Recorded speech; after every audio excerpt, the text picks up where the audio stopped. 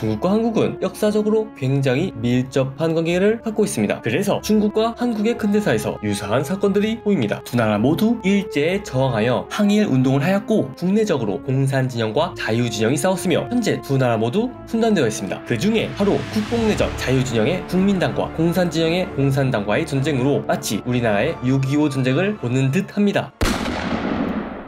1920년대 중국은 고대 중국의 제후들처럼 전국의 군벌들이 권력을 잡고 있었습니다. 하지만 군벌들은 구시대적인 군대로서 돈만 쫓는 세력이었습니다. 신생열강이었던 소련은 자신의 우방 세력을 키우기 위해 국민당을 지원하여 공산당과 1차 국공합작을 지시하게 됩니다. 그렇게 합체한 국공 세력은 전국의 군벌들을 싹 조져버리기 시작했습니다. 이때까지 공산당은 국민당보다 세력이 작아 세력을 키우기 위해 전국 각지에서 폭동을 일으킵니다. 그러자 분노한 국민당은 공산당까지 싹 조져버리기 시작했습니다.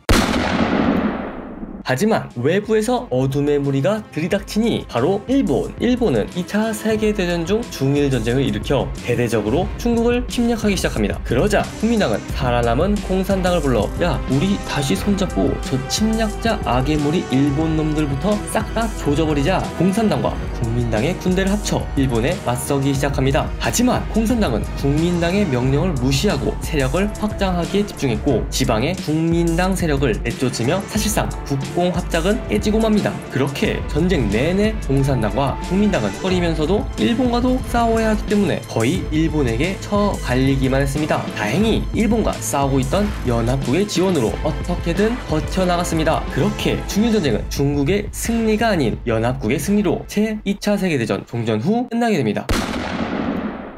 전쟁이 끝나자 공산당은 재빨리 대륙에 있던 일본군을 싹 다 털어 무기와 기술을 흡수하기 시작합니다. 국민당 또한 일본이 점령했던 지역을 차례차례 점령하면서 일본군의 무기를 털어버리기 시작합니다. 이때 공산당과 국민당은 만나서 회담을 였는데 정치의 민주화, 독립적이고 자유로우며 부강한 중국을 위한다는 명분 아래 쌍십 협정을 맺습니다. 그러나 양당은 이것을 따를 생각이 없었으며 회담 중에도 일본군이 물러난 영토를 차지하기 위해 싸움이 일어나 결국 2차 국공내전이 활발하게 됩니다. 거대했던 국민당은 옛날 작았던 공산당을 무시하며 1차 국공내전처럼 이길 수 있을 거라 생각했지만 전국에 빈곤했던 인민들에게 공산주의를 전파함으로써 꾸준히 힘을 키웠던 공산당은 부정부패와 경제개혁 실패, 무리한 징병 등으로 쇠퇴하던 국민당의 군대와 중국 인민들을 자신의 편으로 만들면서 2차 국공내전을 공산당의 승리로 이끌었습니다. 공산당은 대만섬으로 국민당을 내쫓은 후 국경에서 중화인민공화국을 건국하게 됩니다. 그렇게 대륙을 통치하는 중국과 섬을 통치하는 대만으로 나눠지게 됩니다. 마치 남북한처럼 말이죠. 그러자 저는 옛날에 우리나라가 세계에서 유일하게 남은 분단국가라고 알고 있었는데 하지만 지금까지 이야기를 들어보면 중국과 대만도 분단국가 아닌가?